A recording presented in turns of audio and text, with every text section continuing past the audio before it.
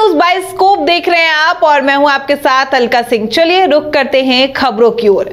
बिहार विधानमंडल सत्र के 8वें दिन की शुरुआत से पहले आरजेडी विधायक भाई वीरेंद्र ने अपना बयान देते हुए कहा कि नीतीश कुमार अपने पद पर रहने लायक नहीं है। वो नीतीश कुमार को अपने पद से इस्तीफा दे देना चाहिए। साथ ही आनंद मोहन के द्वारा दिए गए बयान पर उन्होंने कहा कि कौन क्या बोलता है हमें फर्क नहीं पड़ता, राजद सबकी पार्टी है। मंत्री सदन में ये घोषणा कर रहे हैं और उनका पदाधिकारी उनकी बात नहीं सुनता तो निश्चित रूप से मुख्यमंत्री को अपने पद पर बने रहने का अधिकार नहीं है। जिस राज्य का मुख्यमंत्री की बात पदाधिकारी नहीं मानता, या तो पदाधिकारी रहे या मुख्यमंत्री रिजाइन कर दे। बड़ा कौन के पाठक या मुख्यमंत्री? नहीं, ये तो पूछना पड़ेगा माननीय मुख्यमंत्री जी से कि आप बड़े हैं या के पाठक हैं। जब ब्यूरोक्रेसी का राज होता है तो इसी तरह होता है। और माननीय मुख्यमंत्री को कुछ नहीं है, उनको जे क्षेत्र की न जनता से मतलब है न बिहार की आम आवाम से मतलब है। केवल रिकॉर्ड बनाने के लिए वो पैदा लिए हैं। उनका राजनीति में प्रवेश हुआ है, पैदाइश नहीं, राजनीति में प्रवेश जो हुआ है तो केवल रिकॉर्ड बनाने के लिए हुआ है। और उस रिकॉर्ड को तो बना लिए, आगे कौन बनाएगा नहीं बनाएगा, 6 महीना इधर 6 महीना उधर।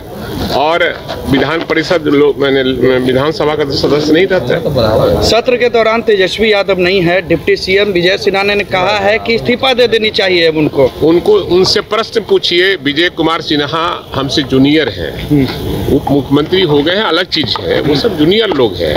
उनसे पूछिए कि आपका प्रधानमंत्री जब सेशन चलता है तो विदेश का यात्रा क्यों करते हैं, विदेश क्यों जाते हैं।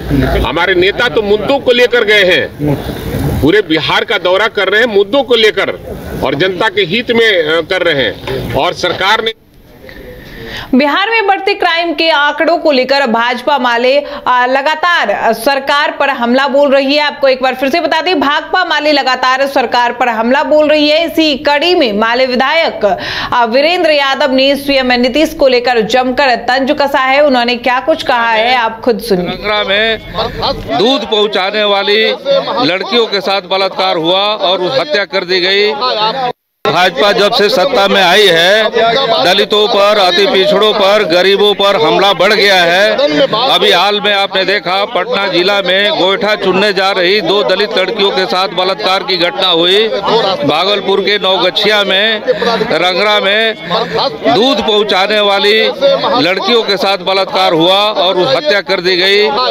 ये आपने देखा कि मुजफ्फरपुर में 2 व्यवसायियों की गोली मारकर हत्या कर दी गई। सिवान में पुआल में एक आग लगा दिया गया और उस सवाल पर जब गरीब लोग इकट्ठा होकर बात कर रहे थे तो उस पर जाके गोली चलाया गया, जिसमें माले के नेता जयशंकर पंडित जैसे लोगों पर जानलेवा हमला किया गया, गोली चलाया गया। तो ये पूरे बिहार में विधि व्यवस्था जो है वो चरमरा गई है और सामंती ताकतों के द्वारा गरीबों पर, अति दलित पिछड़ों पर, दलितों पर हमले बढ़ गए हैं। इसका आज हम लोग सदन में विरोध करेंगे।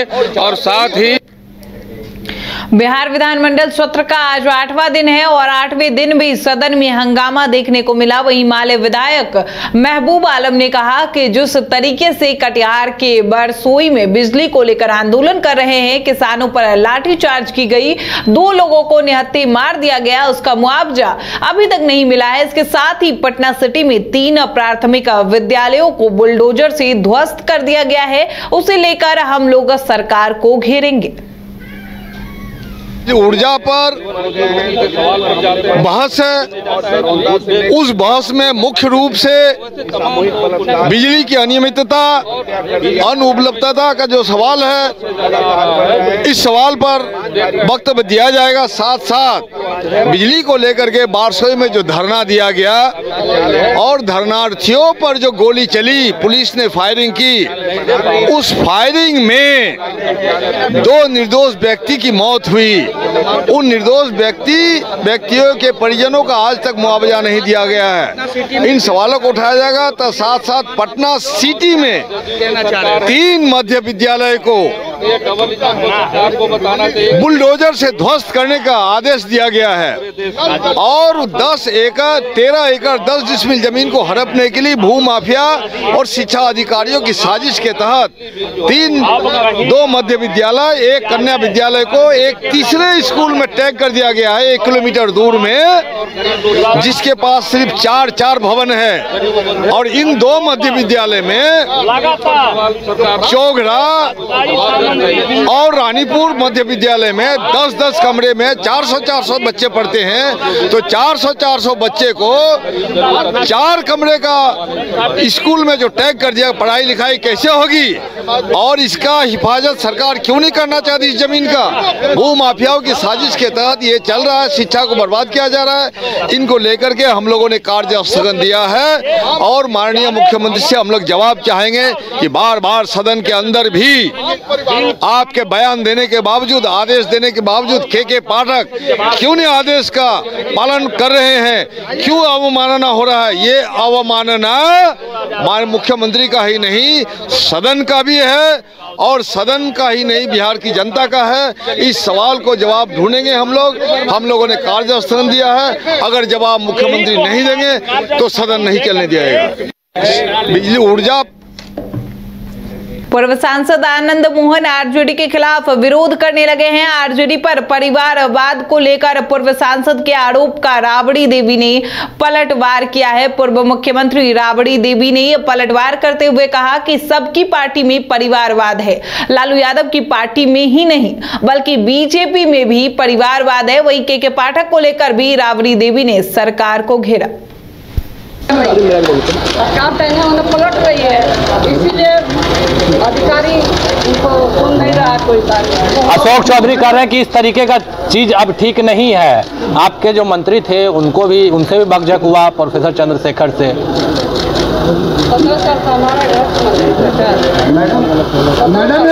मैडम आनंद मोहन ससुराल की पार्टी है। मैडम आनंद मोहन करे कि राजद जो है ससुराल की पार्टी है, लालू राबड़ी साधु सुभाष की पार्टी है। सबके ससुराल की पार्टी बा, लालू यादव की पार्टी की नहीं है, सबके बा। मैडम सरकार क्या कहेंगे? प्रधानमंत्री के घर के सब लोग बा। मैडम सरकार कौन चला रहा है? पार्टी में आनंद मोहन सत्ता पक्ष में जाते हैं। रुक जाना मैडम, नहीं है उनका भाई भतीजा नहीं है। और के पाठक को लेकर सदन में जोरदार हंगामा जारी है। सरकारी स्कूल की टाइमिंग को लेकर सरकार के आदेश का पालन नहीं होने के आरोप लग रहे हैं। दूसरी तरफ जेडीयू ने मुख्यमंत्री नीतीश कुमार का बचाव किया। साथ ही जेडीयू के एमएलसी नीरज कुमार सिंह ने कहा कि कार्यपालिका विधायिका से ऊपर नहीं हो सकती। नीरज कुमार ने साफ साफ कहा कि स्कूल सुबह 10 बजे से शाम 4 बजे तक ही चलेगा और मुख्यमंत्री का आदेश सर्वमान्य है। नहीं माना है। माननीय मुख्यमंत्री नीतीश कुमार जी ने जो सदन में कहा कि विद्यालय 10 से 4 चलेगा, 15 मिनट पहले शिक्षक आएंगे, 15 मिनट बाद जाएंगे, ये ब्रह्मवाक्य है। ब्रह्मवाक्य जैसे ब्रह्मा विष्णु महेश को कोई इनकार नहीं कर सकता है, वैसे ही समय सारणी को कोई इनकार नहीं कर सकता है।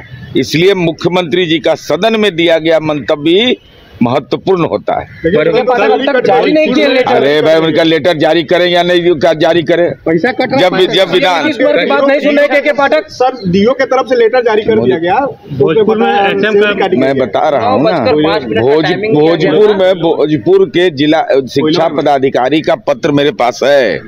जो कार्रवाई हुआ उसका भी पत्र मेरे पास है। उसकी कोई प्रासंगिकता नहीं है। जब सदन के नेता ने कह दिया। औरंगाबाद जिले में एक झोला छाप डॉक्टर के द्वारा नाबालिग को नशे का इंजेक्शन देकर दुष्कर्म किए जाने का मामला सामने आया है। यह शर्मनाक घटना रफीगंज प्रखंड के कासमा थाना क्षेत्र की है। वहीं पीड़िता के परिवार ने औरंगाबाद महिला थाना में प्राथमिकी दर्ज करने को लेकर एक आवेदन दिया है, जिसके आधार पर महिला थाना की पुलिस ने नामजद आरोपी डॉक्टर प्रदीप साहू के खिलाफ पॉक्सो एक्ट की धारा में मामला दर्ज कर नामजद आरोपी बनाया गया है। कासमा थाना क्षेत्र से एक नाबालिग पीड़िता के साथ उसी के गांव के एक कंपाउंडर है, जो कि मतलब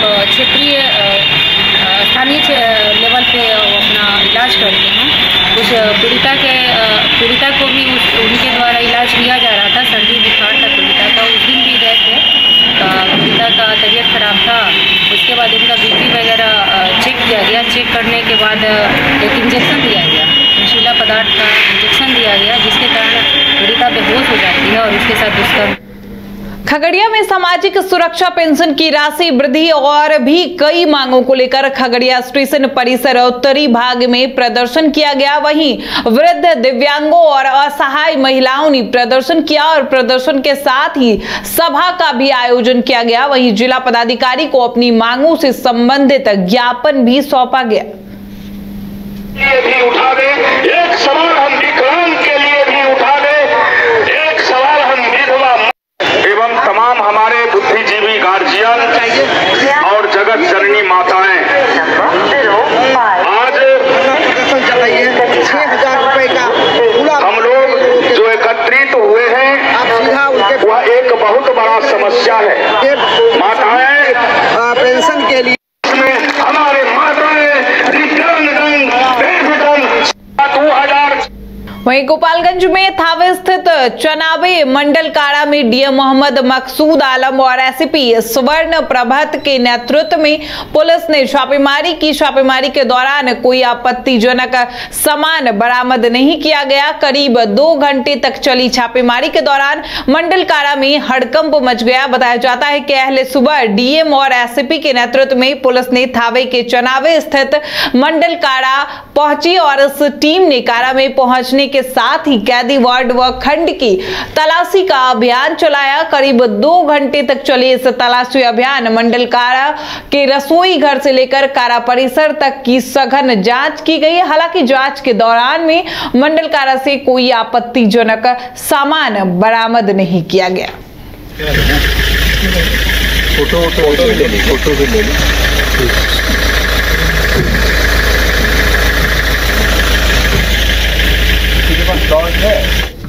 पटना पहुंचे यूपी के पूर्व उप मुख्यमंत्री और भाजपा नेता केशव प्रसाद मौर्य ने विपक्ष पर जोरदार हमला बोला है और कहा कि यूपी और बिहार में एनडीए को सभी सीटों पर जीत मिलेगी। उन्होंने कहा कि आगामी लोकसभा के चुनाव में उत्तर प्रदेश के सभी 80 सीटों और बिहार के सभी 40 सीटों पर भाजपा गठबंधन की जीत पक्की है। उन्होंने दावा किया कि उत्तर प्रदेश में सपा, बसपा और कांग्रेस के खाते भी नहीं खुलेंगे। केशव प्रसाद मौर्य ने कहा कि उत्तर प्रदेश में 60% आबादी भाजपा गठबंधन पर अपना भरोसा रखती है और 40% आबादी में ही बंटवारा है। बल्कि उन्होंने यह भी कहा कि 40% बचे हुए आबादी पर भी भाजपा से सेंधमारी करेगा और अगले चुनाव में भारी मतों से विजयी होगा। भारतीय जनता पार्टी गठबंधन जीत रहा है और भारी अंतर से जीत रहा है और मैं एक ही जाप करता रहता हूं, सीताराम सीताराम। बिहार की 40, यूपी की 80, 120 श्री रामलला का भव्य मंदिर बनाने के लिए, प्राण प्रतिष्ठा समारोह को सफल बनाने के लिए, पूरे देश को राममय बनाने के लिए माननीय मोदी जी को यह गिफ्ट देगा बिहार और यूपी मिलकर के 120। अभी तक अखिलेश जी शामिल नहीं होने वाले थे भारत जोड़ो यात्रा, अब शामिल हो रहे आगरा। इससे कोई फर्क नहीं पड़ता, ये शामिल हो चाहे ना शामिल हो, एक साथ लड़े चाहे अलग अलग लड़े, वहाँ 100% में 60% वोट हमारा है, 40% में बंटवारा है, बंटवारे में भी हमारा है। एक आखिरी सवाल सर, मोदी जी बनारस में आज उन्होंने कहा 10 साल से विकास का डमरू काशी में बज रहा है। हाँ, ये सच है कि 10 साल से विकास का डमरू काशी में भी बज रहा है, यूपी में बज रहा है, देश में बज रहा है, बिहार में भी बज रहा है। माननीय प्रधानमंत्री मोदी जी का खगड़िया में माघी पूर्णिमा के अवसर पर जिले के पर्वता प्रखंड के अगवानी गंगा घाट पर लाखों की संख्या में श्रद्धालु आस्था की डुबकी लगाने आते हैं। वहीं श्रद्धालुओं के भीड़ के मद्देनजर हर साल की तरह इस वर्ष भी व्यवस्था की गई, लेकिन इस बार कछार के कारण फिसलन की वजह से गंगा स्नान करने वाले भक्तजनों को काफी परेशानी हुई और स्नान घाट पर सीढ़ी नुमा बनाने की अत्यंत आवश्यकता है, लेकिन कछार वाले स्थान को जेसीबी से दुरुस्त कर रास्ता बनाने की तैयारी तेज दिखी, लेकिन सही से नहीं बन पाने के कारण श्रद्धालुओं में काफी नाराजगी देखने को मिला और कहना है कि ये जानलेवा भी हो सकता है, ऐसा वहां पहुंचे श्रद्धालु ने बताया है। और साथ ही साथ श्रद्धालुओं ने कहा है कि सिर्फ खाना पूर्ति किया गया है, व्यवस्था सही नहीं है। तेल नजर आ रही है, तेल नहीं, लापरवाह नजर आ रही है। ये सब तो लापरवाही हुई। क्या उनको अपना समझ नहीं है कि यहाँ कैसे आदमी उतरेगा इतना गड्ढा में? दिक्कत यही है कि यहाँ जेसीबी से काम नहीं करना चाहिए, लेबर के द्वारा तैयार करना चाहिए था। जेसीबी सिर्फ मिट्टी को उठक के अपना प्रशासनिक काम कर दिया है, दिखा दिया गया है, काम हुआ है घाट पर, लेकिन हुआ कुछ नहीं है। नहाने में बहुत दिक्कत हो, यहाँ तो काफी खतरनाक है। जी बहुत खतरनाक हो गया है, कभी भी दुर्घटना कुछ भी हो सकती है। ये तो मिट्टी अब जैसे उतरेगा वो नीचे चला जाएगा, धस जाएगा। देख लीजिए, कोई भी